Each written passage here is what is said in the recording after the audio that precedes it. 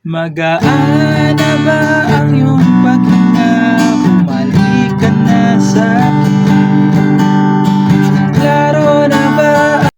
Hello mga ka-idol! So ngayon meron ulit akong ituturo sa inyong kanta. Ang title pala nitong kantang ituturo ko ngayon sa inyo ay yung Bumalik Ka Na Sa'kin by Silent Sanctuary. So napakaganda ng kanta na to mga ka-idol, medyo may bar chords nga lang siya. Pero yung bar chords nito is papadaliin natin para hindi kayo mahirapan, no? So dito muna tayo sa strumming. So yung strumming pattern natin is pangkabuuhan kanta na, okay? So ganito lang. Down, down, up, up, down, up. Okay? So, lilipat na agad yun ng chords. Ulitin ko. Down, down, up, down, up. Okay? So, ganun lang yung strumming pattern natin. So, proceed na tayo doon sa kanyang whole verse. So, yung whole verse niya rito mga ka-idol is D. Yung D ito siya, first string, second string, tsaka third string. Ayan, D. Tapos B minor. So, yung B minor nakabar siya. Ituturo ko lang yung B minor tsaka yung shortcut niya na. Yung B minor nakabar sa second fret. Tapos, sa third fret naman, second string. Sa third fret naman, fourth fret pala. Fourth fret naman ay fourth string tsaka third string. Ayan, B minor. Ngayon, kung i-shortcut natin siya, tatanggalin nyo lang yung bar. Tatanggalin nyo lang yan. Iipit nyo lang dito sa first string sa second fret. Okay? Igaganyan nyo lang. Yan ay shortcut natin. Bali, wag nyo tong tatamaan 4th string tsaka 5th string. 6, wag nyo tong tatamaan dalawa. 4th string lang pababa, yung kaskas. Okay? Yan yung B minor na shortcut. Okay? Pagkatapos ng B minor, pupunta kayo ng G. Yung G, first string, second string, 5th string, tsaka 6th string G. Tapos isa pang G. Okay? Yung apat na chords na yan is 2 times yung gagawin, 2 beses. Pag nagawa nyo ng 2 beses, pupunta kayo ng A minor. Yung A minor, 5th string lang, tsaka 4th string. Ayan, A minor. Tapos pupunta kayo ng A. Yung A, ito siya, second string, third string, tsaka 4th string. Ayan, A.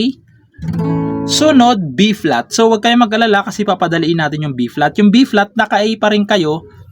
Uusod lang kayo sa third fret. Uusod nyo lang yan sa third fret. Yan. Tapos, kasi yung B flat, ang original nakabar siya ganyan.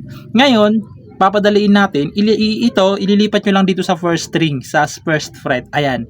Ayan na yung B flat na gagawin natin. Yan. Ganon din, fourth string lang din pababa. Okay? Yan yung B flat natin na shortcut. Okay? Pag nagawa nyo yung B flat na yan, pupunta naman ulit kayo ng A. Okay? So, sasampulan ko para mas maintindihan nyo. So, ganito naman siya kapag kinantahan. Magaan na ba ang iyong paghinga? Bumalik ka na sa'kin. Klaro na ba ang isip sinta? Bumalik ka na sa'kin. Hindi ka na nagparamdam. Buhat ng ako'y naibang. Sige na please. Tas doon na yun yung chorus, okay? So, puntahan na natin yung kanyang chorus. So, yung chorus niya rito mga ka-idol is D, B minor, E minor, tapos A. Okay? So, 2 times yung gagawin yan. Pag nagawa nyo ng 2 times, pupunta kayo ng G minor. So, yung G minor, dito pala. Yung G minor mga ka-idol, nakabar siya sa 3rd fret. Dito naman sa 5th ay 4th string lang tsaka 5th string. So, wala na tayong masya-shortcut dyan mga ka-idol kasi nandito yung ipit niya, no? Hindi natin siya maiipit ng gano'n kasi papangit yung tunog. So, practicein nyo na lang yung bar chords para wala kayong iwasang kanta, no? Bale, yan yung G minor. Tapos, pupunta kayo ng A. Okay, so doon sa G minor mga ka-idol, tiyagain nyo na lang talaga mag-practice ng bar chords, no? Para wala kayong iiwasan. So, sampulan ko kayo ng chorus para mas maintindihan nyo. So, ganito naman siya kapag kinantahan. Sige na please, wag nang mainis. Bumalik ka na sa'kin. Sorry, mahal, ika'y nasaktan. Bumalik ka na sa'kin. Bumalik ka na sa akin. Tapos interlude. Yung interlude niya, same lang ng chorus. Okay? Interlude.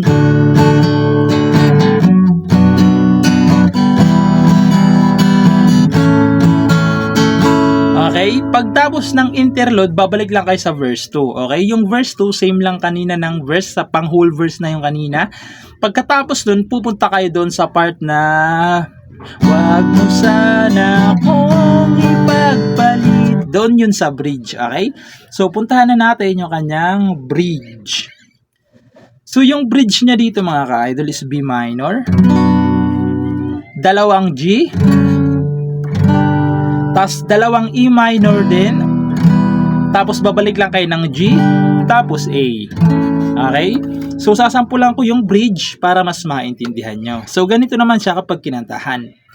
Wag mo sana kong ipagpalit, ikaw at ako hanggang ulit. Tapos chorus ulit. So same lang yung chorus kanina. Sige na please, wag na mainis, bumalik ka na sa akin. So ganun lang yun. Paulit-ulit na lang siya hanggang matapos na yung kanta.